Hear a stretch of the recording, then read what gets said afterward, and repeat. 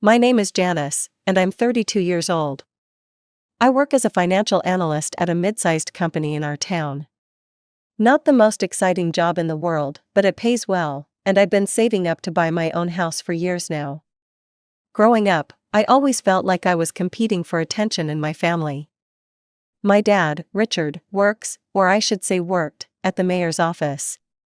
He was the deputy director of public works, which sounds fancy but really just meant he oversaw city maintenance projects. Mom, Linda, never worked a day in her life. Instead, she spent her time at the First Baptist Church, organizing charity drives and telling everyone how to live their lives properly. Then there's my siblings. My sister Kate is 2 years younger than me, works as a manager, and has been dating this rich guy named Trevor for the past year. My brother Mark is the baby of the family at 24, still in college studying business, and living at home with mom and dad rent-free. I've always been the responsible one. When my parents struggled with their mortgage payments 8 years ago, I stepped in and helped them. Every month, I'd send them money, sometimes as much as a third of my paycheck. I figured it was the right thing to do. They're my parents, after all. Last Tuesday, I got a call from Mom. "Janice, honey, your father and I need to discuss something important with you. Can you come over for dinner tomorrow?" I should have known something was up. Mom only calls me honey when she wants something. When I arrived at their house, the same 2-story colonial I grew up in, Dad was grilling steaks in the backyard, and Mom was setting the table with the good china. Mark wasn't around, probably out with friends, and Kate wasn't invited. "There she is," Dad said, not looking up from the grill. "Hope you're hungry." The small talk lasted through dinner. They asked about my job, my non-existent love life, and my apartment. I should have seen the trap being set. After dinner, Mom poured coffee, and Dad cleared his throat. "Jan, we've been thinking about the future," he started. "Kate's getting married soon, and she'll need a place to live." "Okay," I said, not seeing where this was going. Mom jumped in. "We've decided to give the house to her and Trevor as a wedding gift." I nearly choked on my coffee. "The whole house?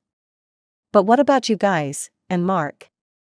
Dad waved his hand dismissively. "That's why we wanted to talk to you." Mom reached across the table and put her hand on mine. Her diamond rings felt cold against my skin. "Sweetheart, if you really love us, you'll help us buy a new house." The silence that followed felt like it lasted forever. I pulled my hand away. "Excuse me?" "You've been saving to buy a house," Dad said matter-of-factly. "We thought instead of buying one just for yourself, you could buy one for all of us. You know, family first." I laughed. I actually laughed because I thought they were joking. "You can't be serious." But they were, dead serious. "Jan, we've been there for you your entire life," Mom said, her voice taking on that tone she uses at church when she's guilting people into donating more money. "Now it's your turn to be there for us." "I've been there for you. I've been helping with your mortgage for years." Dad's face hardened. "That was your choice.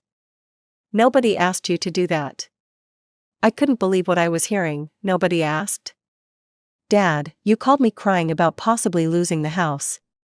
What was I supposed to do?" "Water under the bridge," Mom said. "The point is, you've got almost enough for a down payment on a nice house. You could get a mortgage, we'd move in with Mark, and you could make the payments." My head was spinning, and where would I live in this scenario? Dad shrugged. "We'd give you a room, free of charge." Free of charge, in the house that I'd be paying for? I was nearly shouting now. "Well, the house would be in our names, of course," Mom added, as if that made perfect sense. "For estate planning purposes." I stood up so quickly my chair fell backward. "You're out of your minds. You're giving one house to Kate, and what, the second one will eventually go to Mark. Where does that leave me?" Mom rolled her eyes. "Don't be so dramatic, Janice. You make good money. You can save up for another house after this one is paid off. Just work harder," Dad added. "You'll be fine." I grabbed my purse. "This conversation is over. I'm not buying you a house." As I walked to the door, Mom called after me. "Think about it, Janice. Family has to come first. I slammed the door so hard the windows rattled. In my car, I sat gripping the steering wheel until my knuckles turned white, trying to process what had just happened. Had my own parents really just tried to scam me out of my life savings? The next day, I called my Aunt Susan, Mom's sister, to see if she knew anything about this. "Oh, Jan," she sighed. "I told Linda this was a terrible idea. I'm so sorry they put you in this position." "So you knew about this?" "They mentioned something at Sunday dinner. I told them they were being ridiculous, but you know how your mother gets when she has an idea in her head. For 2 weeks after that awful dinner, I didn't speak to my parents. I deleted their voicemails without listening and ignored their texts. Kate and Mark also tried contacting me, but I wasn't in the mood for their opinions on the matter. I needed space to process this betrayal. At work, I couldn't focus. My mind kept replaying the conversation at dinner. The casual way they expected me to hand over my savings, as if I owed it to them. The entitlement in their voices when they offered me one room in a house I would be paying for. The more I thought about it, the angrier I got. My friend Melissa noticed something was off during our lunch break. "You've been staring at that salad for 10 minutes without taking a bite," she said. "What's going on?" I told her everything. When I finished, her mouth was hanging open. "Your parents want you to what?" "That's insane, Jan. They can't seriously expect you to buy them a house." "Apparently they do," I said, stabbing a piece of lettuce. "And the worst part is, they've probably been planning this for months. They already decided to give their house to Kate." That night, I made a decision. I wouldn't attend their anniversary party next month. I couldn't bear to see them acting like nothing had happened, like they hadn't just tried to manipulate me out of my savings. I sent a text to my Aunt Susan letting her know I wouldn't be there. She understood but seemed disappointed. 2 weeks later, when I was finally starting to feel like myself again, a message from Mom appeared on my phone. Unlike her previous attempts to contact me, this one was short. "Looking forward to seeing you at the anniversary party. Love, Mom." I stared at the message for a long time. It wasn't an apology, Mom never apologized for anything, but it also wasn't confrontational. Maybe they'd realized how ridiculous their request had been. Maybe Dad had talked some sense into her. Or maybe they'd found another solution and were ready to move past this. Against my better judgment, I began to wonder if I should go to the party after all. They were still my parents, and it was their 35th anniversary. A significant milestone. What if they wanted to make amends? What if missing this celebration would create a rift that could never be healed? After mulling it over for days, I decided to attend. I would go to the party, be civil, and see if they were ready to behave like reasonable adults. If they brought up the house issue again, I would simply leave. Now that I'd decided to go, I needed a gift. Something meaningful but not too expensive. Something that showed I cared about the occasion without suggesting I'd changed my mind about their insane house proposal. I spent a Saturday afternoon browsing antique shops downtown. My parents had always loved vintage items, Dad collected old coins, and Mom had a thing for Victorian-era furniture. In the third shop, I found it, a beautiful bronze table mirror with intricate floral designs around the frame. The store owner told me it was from the 18th century, though I had my doubts. Still, it was elegant and exactly the kind of thing they would appreciate. The night of the party arrived faster than I expected. They'd rented the private room at Antonio's, an upscale Italian restaurant downtown. I dressed carefully in a white silk blouse, black pants, and the pearl earrings Mom had given me for my 30th birthday. I wanted to look put together, like their attempted manipulation hadn't affected me at all. When I arrived, the party was already in full swing. At least 30 people filled the room, family members, church friends, Dad's colleagues from the mayor's office. I spotted Kate across the room, looking stunning in a red dress, her arm linked with Trevor's. Mark was by the bar, chatting with our cousins. Mom and Dad were greeting guests near the entrance. Dad looked distinguished in his navy suit, and Mom wore a silver gown that made her look younger than her 58 years. When they saw me, their smiles dimmed slightly. "Janice," Mom said, giving me a stiff hug, "glad you could make it." Dad nodded but didn't say anything. No warm welcome, no "we've missed you." Just awkward acknowledgement of my presence. Throughout dinner, I kept waiting for some sign that they wanted to reconcile. A meaningful glance, a warm smile, anything. But they were busy entertaining their guests, and when they did look my way, their expressions were unreadable. Kate and Mark were even worse. They avoided making eye contact with me and whispered to each other whenever I was nearby. I began to regret my decision to come. After the main course, people started giving toasts. Kate went first, gushing about what wonderful parents they were, how they'd always put their children first. Mark followed with a similar speech, adding jokes about Dad's legendary barbecues and Mom's relentless volunteering. I prepared a short toast as well, nothing fancy, just warm wishes for many more happy years together. When the room quieted down after Mark's toast, I stood up, glass in hand. But before I could speak, Mom rose from her seat, beaming. "Everyone, before we continue, I have some wonderful news to share." All eyes turned to her, my stomach tightened with a sudden, inexplicable dread. "Richard and I have decided to give our house to Kate and Trevor as a wedding gift," she announced, to murmurs of approval. "And we're so blessed because our eldest daughter, Janice, has prepared a special gift for us as well." She turned to me, her eyes glinting. "Janice has promised to give us a new house. Isn't that incredible?" The room erupted in applause. People turned to look at me with admiration and surprise. Some raised their glasses in my direction. Aunt Susan's eyes widened in shock, she knew this wasn't true. In that moment, I understood what was happening. Mom hadn't invited me to make peace. She'd invited me to put me on the spot in front of everyone they knew, thinking I wouldn't dare contradict her. She was trying to force my hand by creating a situation where refusing would make me look heartless. Heat rushed to my face, I could feel my heart pounding against my ribs. But I wouldn't let her win, I wouldn't let her manipulate me like this. "Mom and Dad are joking very well tonight," I said, my voice steady despite the rage building inside me. "I haven't promised to buy anyone a house. What I do have is a thoughtful anniversary gift." I could feel everyone watching me, waiting to see how this awkward situation would unfold. "I know how much you both appreciate antiques," I continued, keeping my tone light as I approached my parents. "So I found this beautiful 18th century bronze mirror for you." I carefully removed the wrapping paper, revealing the ornate mirror with its intricate floral patterns along the frame. It was heavier than it looked, and I held it with both hands as I presented it to my father. Dad's face had turned an alarming shade of red. He looked at the mirror, then at me, then at Mom, whose frozen smile was beginning to crack around the edges. Trevor, Kate's fiancé, shifted uncomfortably in his seat. Kate and Mark were exchanging glances, their expressions a mix of embarrassment and something else, amusement? Anticipation? Dad reached out and took the mirror from my hands. For a moment, I thought the crisis had been averted.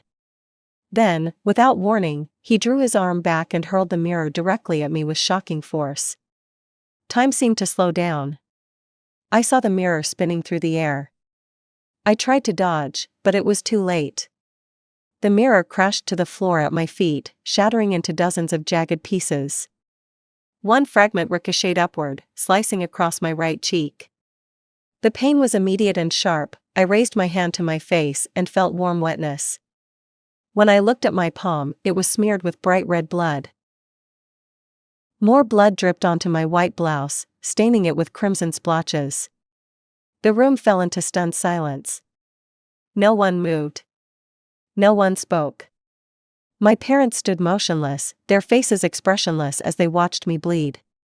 Kate and Mark, sitting at the table nearby, were smiling, actually smiling, at the sight of my injury.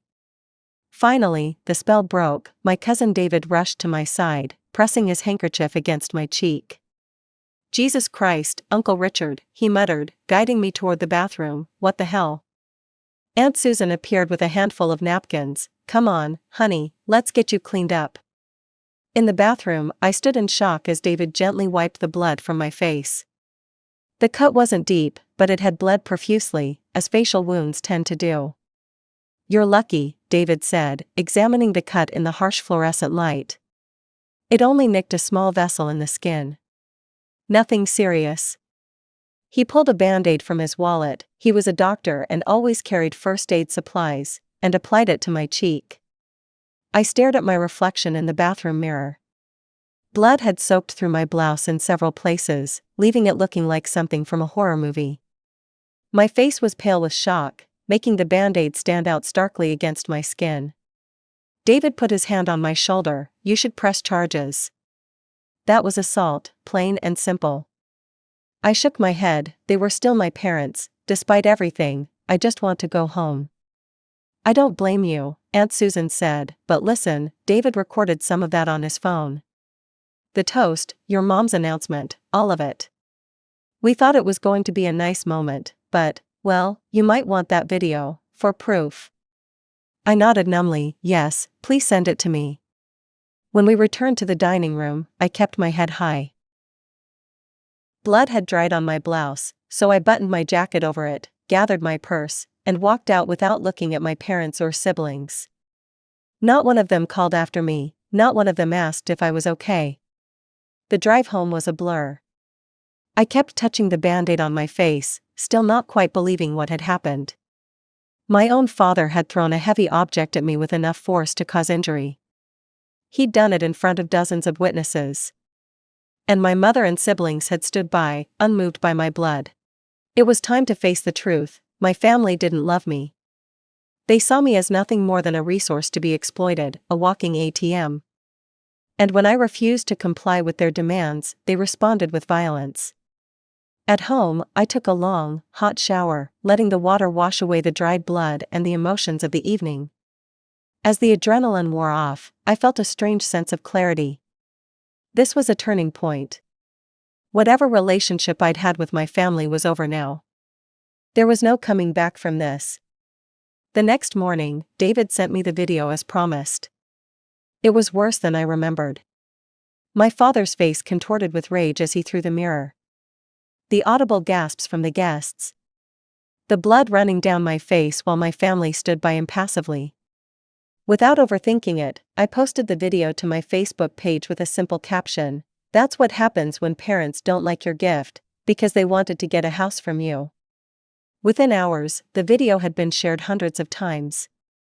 Comments flooded in, friends expressing shock and support, acquaintances asking if I was okay, strangers outraged on my behalf. The video took on a life of its own, spreading from platform to platform. My phone began ringing almost immediately. "Mom, decline. Kate, decline." By evening, I'd received dozens of calls from family members, none of which I answered. I turned off my notifications and poured myself a large glass of wine. The text messages started coming through next. Moms were particularly vicious. "You've lost your mind, take that down immediately, you've disgraced our entire family." Kate's were more panicked. "Trevor's parents saw the video, his mom called me crying. Delete it now, you're ruining everything." I didn't respond to any of them. Instead, I blocked their numbers one by one. Dad, Mom, Kate, Mark, I was done. That night, I slept better than I had in weeks. It was as if posting that video had released something inside me, some desperate need for approval that I'd been carrying my whole life. I no longer cared what they thought of me, I was free. The next morning, I woke to an email from my boss, subject line: "Is that your dad in that video?" Apparently, the video had made its way around the office. My coworkers were concerned. My boss wanted to make sure I was all right and suggested I take a few days off if needed. I declined the time off but appreciated the support. Everywhere I went, people treated me with a new kind of sympathy. The barista at my regular coffee shop offered me a free drink. My neighbor brought over homemade lasagna. Even strangers would occasionally recognize me from the video and offer kind words. 2 weeks after posting the video, I received a call from Aunt Susan. I hadn't spoken to her since the night of the party, though she'd sent several supportive text messages. "Janice," she said, her voice unusually hesitant. I thought you should know what's happening with your parents. According to Aunt Susan, the fallout from the video had been swift and severe. Dad had been fired from his position at the mayor's office. The video had gone viral in our town, and public pressure had mounted until the mayor had no choice but to let him go. Dad had held that job for over 20 years. Now, in his late 50s, his career was effectively over. Mom had faced her own consequences. Her church group, the one she'd led for years, organizing charity events and food drives for the homeless, had turned against her. The irony wasn't lost on me. A woman who preached about helping the less fortunate had tried to make her own daughter homeless. The other parishioners had voted her out of her leadership position and were refusing to work with her. "And Kate's wedding?" I asked, surprised by my own detachment. Aunt Susan sighed, "Probably not happening." Trevor's parents saw the video and were horrified. They told Trevor they couldn't support him marrying into a family where parents would do something like that to their child. They called your father's behavior unhinged and said they were worried about what kind of in-laws they'd be getting. I remembered Kate and Mark smiling as I bled. What did Kate and Mark do when Dad threw the mirror at me? In the moment, I wasn't really processing everything. "Nothing," Aunt Susan said flatly. "That's what got to Trevor, I think." Kate and Mark just sat there. Trevor told his parents that Kate and Mark were laughing afterward. That was the final straw for them. After hanging up, I sat quietly on my couch, trying to sort through my feelings. I didn't feel vindicated or happy about their suffering. But I didn't feel guilty either. They had brought this on themselves. A week later, an email arrived from Mom. The subject line read, "Compensation demanded." I almost deleted it without reading, but curiosity got the better of me. The email was a rambling, angry demand for money. Since Dad had lost his job because of my actions, she claimed I owed them financial compensation. Their savings wouldn't last forever, and Dad's pension wouldn't be enough to maintain their lifestyle. She ended with a threat to sue me if I didn't comply voluntarily. I drafted my response carefully, addressing each of her points with cold precision. I reminded her that I had video evidence of Dad assaulting me. If they wanted to pursue legal action, I would counter with charges for assault and battery. I also pointed out that I had saved all their text messages and emails demanding I buy them a house, which could easily be construed as attempted extortion or fraud. I never heard from them about legal action again. My life began to move forward. I continued saving for my house, and 6 months after the incident, I finally had enough for a down payment. I found a charming 2-bedroom bungalow with a large backyard, not far from downtown. The house needed some work, fresh paint, new kitchen cabinets, refinished hardwood floors, but it had good bones and lots of natural light. The day I closed on the house, I felt a surge of pride unlike anything I'd experienced before. This was mine. Something I had worked for, saved for, dreamed about. No one could take it away from me or demand that I give it up for their benefit. I decided to host a housewarming party a month after moving in, once I'd completed some of the most pressing renovations. I invited friends, coworkers, and family members, the ones who had shown me kindness and support in the aftermath of the video. Aunt Susan and Uncle Jim. Cousin David and his wife. Mom's brother Uncle Tom and his family. Several of Dad's siblings who had reached out to apologize for his behavior. I didn't invite my parents or siblings, of course. The party was perfect. My home filled with laughter and conversation, the smell of good food, and the warmth of genuine affection. As I moved through the rooms, refilling drinks and accepting compliments on my new home, I felt a sense of peace I hadn't known in years. "You've done well for yourself, Jan," Uncle Tom said, clinking his glass against mine. "I'm proud of you." Later, as the party was winding down, Aunt Susan pulled me aside. "I saw your mother yesterday at the grocery store," she said. "She didn't look good." "I'm sorry to hear that," I said, and was surprised to realize I meant it. "Your dad's pension isn't enough for them. They're struggling to make ends meet. And with Kate and Mark both living at home now, it's tight." So Kate had officially moved back in. Her engagement must have ended for good. Mom used to be something of a local celebrity, you know, Aunt Susan continued. Always getting invited to speak at events about family values and charitable work.